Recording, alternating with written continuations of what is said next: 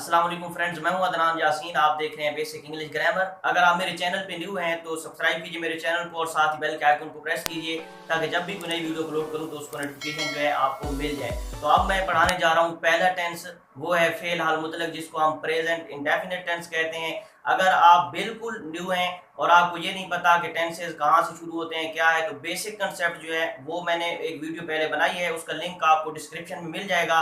आपके लिए बेहतर है कि आप वो देख लें ताकि आपको टेंसेस की सही समझ आए। तो बगैर वक्त गवाए चलते हैं जनाब पहले टेंस की तरफ, जिसको हम कहते हैं फेल हाल मुतलक।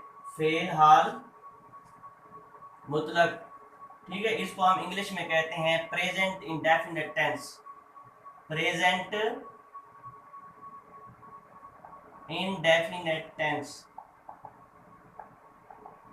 ठीक है।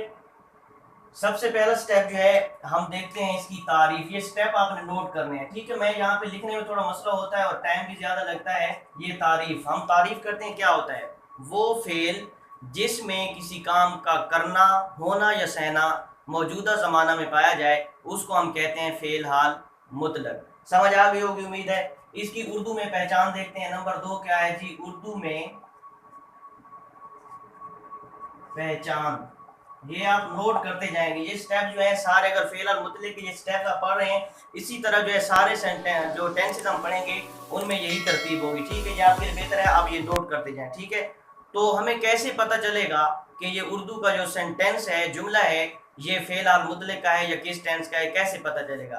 तो जनाब जब उर्दू का टेंस होगा, सेंटेंस होगा, तो उसके आखिर पे आएगा ता है, ता हूं, ती है वगैरह। यानी कि जिन उर्दू फिकरात के आखिर पर इनमें से कोई भी आता है तो हमें पता चल जाना चाहिए कि ये सेंटेंस जो है, इसका ताल्लुक जो है वो फेल हाल मुतलक से है। नंबर 3 पे देखते हैं जनाब इमदादी फेल। इमदादी फेल क्या होते हैं? इनको हम हेल्पिंग वर्ब कहते हैं। हेल्पिंग वर्ब, ठीक है। इमदादी फेल ये हेल्पिंग वर्ब होते हैं और हर टेंस के अपने ही अलग-अलग होते हैं। तो इस सेंटेंस के यानी कि जो टेंस है फेल और मुतलक, इसके दो होते हैं, डू या डज, ठीक है। डू या डज क्या है? ये इमदादी फेल है, ये आपने नोट कर लिया होगा। अब हम देखते हैं कि डू कहाँ पे इस्तेमाल होगा और डज जो है ये कहाँ पे इस्तेमाल होगा, तो मजीद आपको सही समझ आ जाएगी। अच्छा, तो सबसे पहले आपको ये बात नोट कर लेनी है कि सादा जुमले जितने भी होंगे, ठीक है, उनके अंदर जो है हेल्पिंग वर्ब इस्तेमाल नहीं होता। जब हम पढ़ेंगे ना सादा जुमले क्या होते हैं, सादा सवालिया क्या होते हैं, मनफी के क्या होते हैं, तो आपको मजीद समझ आ जाएगी। तो आप फिलहाल ये याद रखें कि सादा जुमलों में बिल्कुल जो है हेल्पिंग वर्ब इस्तेमाल नहीं होता। तो डू और डज कहाँ पे इस्तेमाल होते हैं? डू जो है ये जितने भी जमा फाइल होंगे, यानी कि काम करने वाले ज्यादा होंगे, तो उनके साथ इस्तेमाल होगा। यानी कि आई, वी, यू, दे और जमा फाइल, यानी कि काम करने वाले अगर ज्यादा होंगे तो उनके साथ क्या होगा जी? डू इस्तेमाल होगा। सादा जुमलों में बिल्कुल भी नहीं होना। इसके बाद है डज। डज कहाँ पे इस्तेमाल होगा जी? डज इस्तेमाल होगा ही, शी, इट और वाहिद फाइल के साथ। यानी कि अगर काम करने वाला एक होगा तो उसके साथ क्या होगा जी? डज इस्तेमाल होगा। तो इसके बाद हम देखते हैं कि सादा जुमला जो है वो किस तरह बनता है। इसकी आपको समझ आ गई होगी। अब हम देखते हैं सादा जुमला बनाने की तरतीब। 3 स्टेप्स मैं पहले आपको बता चुका हूँ, यानी कि तारीफ, उर्दू में पहचान और इमदादी फेल, और नंबर 4 पे जो है वो है सादा जुमला बनाने की तरतीब। सादा जुमला बनाने की तरतीब। और ये सॉरी, जहाँ पे 4 लिखना है, ठीक है, ये 4 है। और ये तरतीब जो है बिल्कुल जो है ये स्टेप इसी तरह होने और तरतीब बिल्कुल सेम रहेगी। बस फर्क आएगा हर टेंस में, तो वो उसके हेल्पिंग वर्ब का होगा और साथ ही जो है उसकी तारीफ का और पहचान का फर्क होगा। बाकी तरतीब जो है एक ही होनी है। तो सबसे पहले हम देखते हैं कि सादा जुमला बनाने की तरतीब जो है वो क्या है। सबसे पहले हम इस्तेमाल करते हैं सब्जेक्ट, ठीक है। सब्जेक्ट के बाद हम इस्तेमाल करते हैं सादा जुमले में हेल्पिंग वर्ब बिल्कुल इस्तेमाल नहीं होता, बल्कि वर्ब की पहली फॉर्म, वर्ब फर्स्ट फॉर्म, पिछली वीडियो में मैं आपको बता चुका हूं कि पहली फॉर्म क्या होती है। सब्जेक्ट के बाद हमने वर्ब की पहली फॉर्म इस्तेमाल करनी है, और अगर सब्जेक्ट होगा वाहिद, ये बात आपने गौर से सुननी है, अगर काम करने वाला एक होगा तो वर्ब की जो पहली फॉर्म है इसके साथ हम क्या करेंगे, एस या ई एस का इजाफा करेंगे। इसके बाद हम लगा देंगे ऑब्जेक्ट, और ऑब्जेक्ट के बाद हमने क्या करना है जी, फुल स्टॉप जो है ये लाजमी लगाना है। सादा सेंटेंस में फुल स्टॉप लाजमी लगाना है। अब हम देखते हैं, मिसाल भी देखते हैं, लेकिन पहले ये देखते हैं कि वर्ब तो होते हैं बहुत सारे, एस किन के साथ इस्तेमाल होगा और ई एस किन के साथ इस्तेमाल होगा। ऐसे तमाम वर्ब जिनके आखिर पर आता है X, C H, S S, O, जिनके आखिर पर ये आता है तो उनके साथ हमने क्या करना है, ई एस का इजाफा करना है अगर सब्जेक्ट होगा हमारे पास वाहिद। तो अगर इनमें से कोई भी नहीं आता तो फिर हमने सिर्फ एस का इस्तेमाल करना है। मिसाल के तौर पर गो है, गो है तो इसके आखिर पे क्या आ रहा है, ओ आ रहा है, तो इसको हम जब सादा जुमला बनाएंगे कोई यानी कि ऐसे फिक्रा जिसमें गो इस्तेमाल होगा तो हम क्या करेंगे, इसको गोज करेंगे, यानी कि गो है ना, ई एस का इजाफा कर देंगे साथ, तो ये क्या हो जाएगा जनाब, गोज हो जाएगा। ठीक है, उम्मीद है इसकी समझ आ गई होगी आपको। अब हम मिसाल से देखते हैं जी,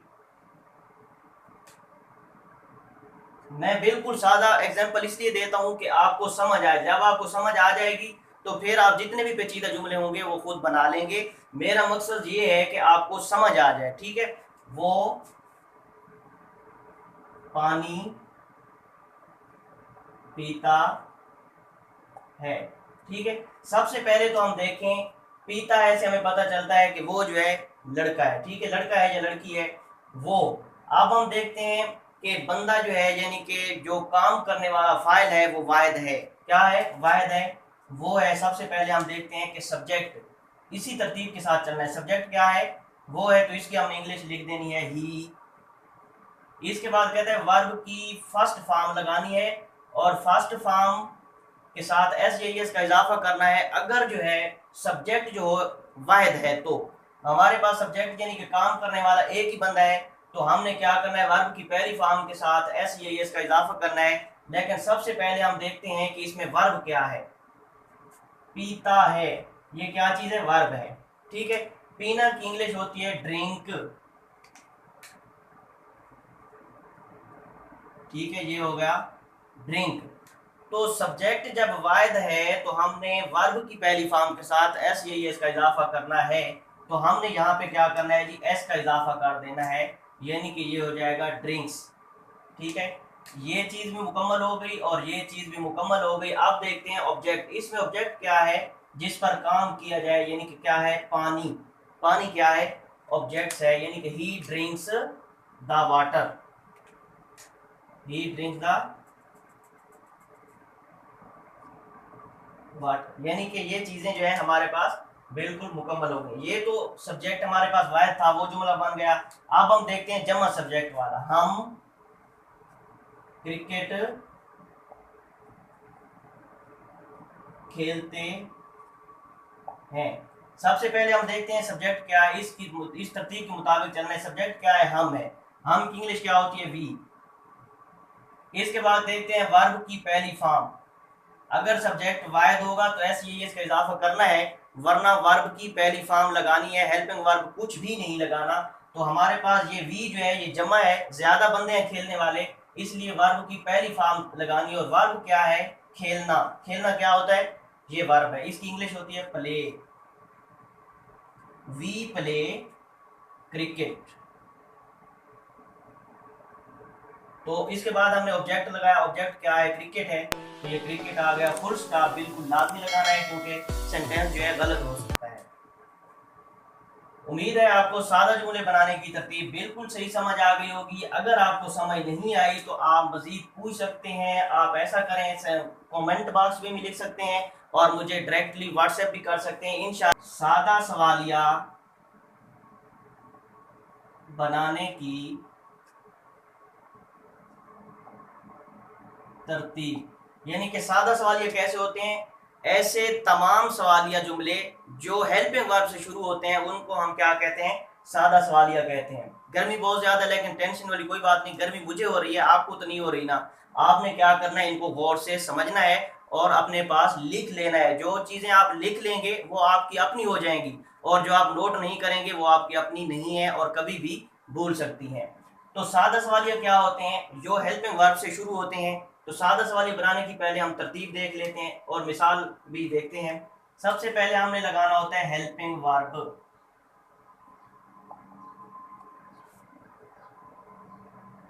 हेल्पिंग वर्ब के बाद हमें लगाना होता है सब्जेक्ट।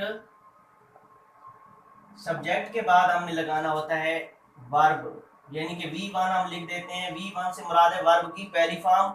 और फिर हमें लगाना है ऑब्जेक्ट, और ऑब्जेक्ट के बाद जो है हमने सवालिया निशान। ये सवालिया निशान लाजमी लगाना है वरना आपका सेंटेंस गलत हो जाएगा।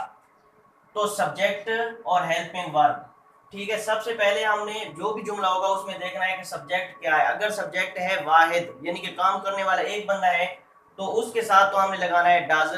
तो हेल्पिंग वर्ब क्या लगाएंगे? डज लगाएंगे। अगर काम करने वाले ज्यादा बंदे हैं, यानी कि फाइल जो है वो जमा है, प्लूरल है, तो फिर हमने क्या लगाना है? डू लगाना है। मिसाल देखते हैं, उससे आपको वाज़ेह समझ आ जाएगी। क्या वो स्कूल जाता है? सवालिया निशान, क्या वो स्कूल जाता है। अब देखें, क्या के लिए हमने व्हाट इस्तेमाल नहीं करना। बहुत से स्टूडेंट्स गलती करते हैं, जब क्या का लफ्ज देखते हैं तो वो व्हाट इस्तेमाल कर देते हैं इंग्लिश में, जो कि बिल्कुल गलत है। इसलिए हम देखते हैं वो स्कूल जाता है, ठीक है। क्या आ गया तो इसका मतलब है सवालिया जुमला हो गया।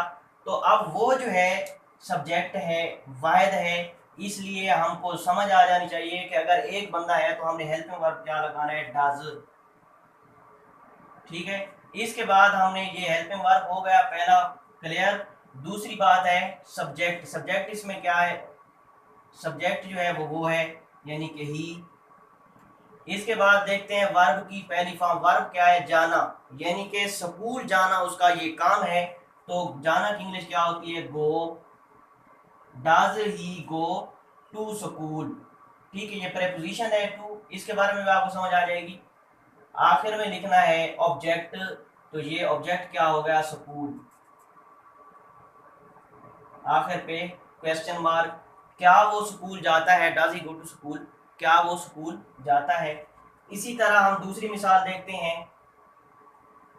क्या हम खाना खाते हैं? सवाल निशान।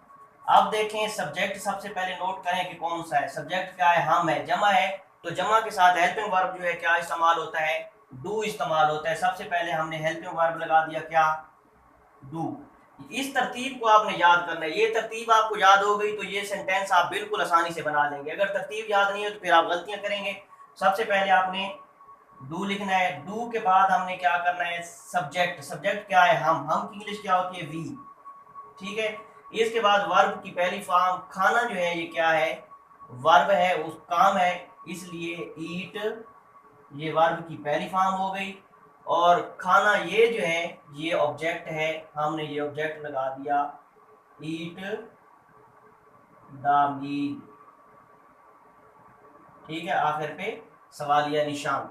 तो फ्रेंड्स आपने जो है टेंस से बहुत दफ़ा पढ़े होंगे, लेकिन इस तरीके से मैं दावे से कहता हूँ कि आपने नहीं पढ़े। और अगर आप ये पढ़ रहे हैं और लिखते हैं अपने पास और याद कर लेते हैं तो इंशाल्लाह ये मेरी गारंटी है आपको ज़िंदगी भर याद रहेंगे। बहुत ही ज़बरदस्त कंसेप्ट के साथ मैं आपको पढ़ा रहा हूँ। अगर आपको समझ नहीं आती तो आप मज़ीद मुझे व्हाट्सएप भी कर सकते हैं, और व्हाट्सएप के साथ साथ कमेंट बॉक्स में भी लिख सकते हैं। तो अगला हमारा जो स्टेप है वो छठा स्टेप है, बड़ा सवालिया बनाने की तरतीब। बड़े सवालिया जुमले बनाने की राइटिंग पे आप ध्यान ना दें, बोर्ड पे लिखने की मेरी भी इतनी प्रैक्टिस नहीं है, लेकिन कुछ आपको उम्मीद है समझ तो आ रही होगी, आप साथ साथ नोट करते जाएं।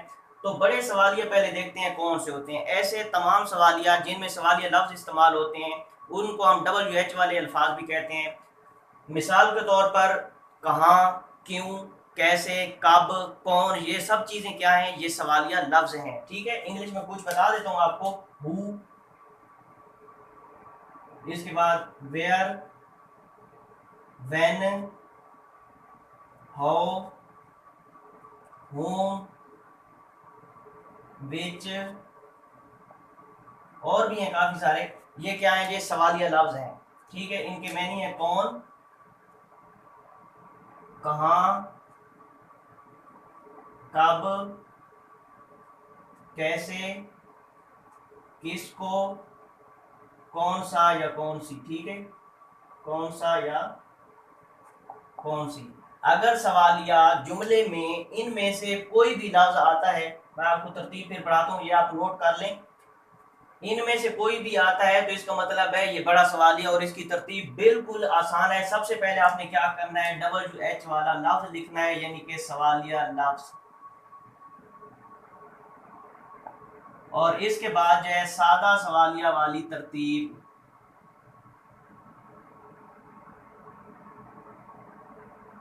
यानी कि सादा सवालिया वाली जो हमने पीछे तरतीब पढ़ी वही लिखनी है, और आखिर पे जो है सवालिया निशान लगा देना है। ठीक है, यानी कि सबसे पहले आपने ये देखना है, अगर बड़ा सवालिया है तो WH वाला इनमें से कोई भी है तो उसको पहले लगा देना, और बाकी तरतीब जो है वो सादा सवालिया वाली है। मैं आपको मिसाल से समझा देता हूँ। पीछे हमने पढ़ा कि वो स्कूल जाता है, अब हम देखते हैं वो क्यों स्कूल जाता है, वो क्यों स्कूल जाता है। अब देखें, ये क्यों जो है ये सवालिया लफ्ज है। ठीक है, हमने सबसे पहले इसकी इंग्लिश लिख लेनी है। WH वाला लफ्ज क्या है, क्यों। क्यों की इंग्लिश होती है वाई। ठीक है, इसके बाद हमने लिखनी है सादा सवालिया वाली तरतीब। तो सादा सवालिया जो होते हैं ये हेल्पिंग वर्ब से शुरू होते हैं, तो हेल्पिंग वर्ब हम लगाते थे सब्जेक्ट के मुताबिक। सब्जेक्ट यहाँ पे क्या है, वो है, और यहाँ से जाता है से हमें पता चलता है कि वो एक बंदा है, तो वो के साथ हेल्पिंग वर्ब लगता है डज। वाई डज, वो की इंग्लिश ही, यानी कि हमने सब्जेक्ट लगा दिया। सब्जेक्ट के बाद वर्ब की पहली फॉर्म होती है, जाना जो है वर्ब है, गो आ गया, और ऑब्जेक्ट क्या है, स्कूल है, गो टू स्कूल। आखिर पे सवालिया निशान। उम्मीद है इसकी आपको समझ आ गई होगी। दूसरा सेंटेंस भी बना लेते हैं। वो कहाँ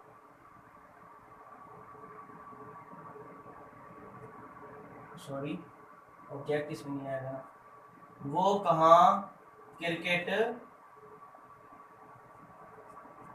खेलते हैं।